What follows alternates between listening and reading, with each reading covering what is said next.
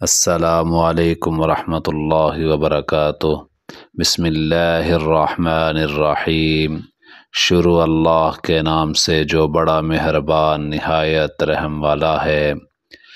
رسول اللہ صلی اللہ علیہ وسلم کا فرمان ہے، جب کوئی شخص روزہ افطار کرے تو اسے چاہیے کہ کھجور پر افطار کرے، کیونکہ وہ بابرکت پھل ہے۔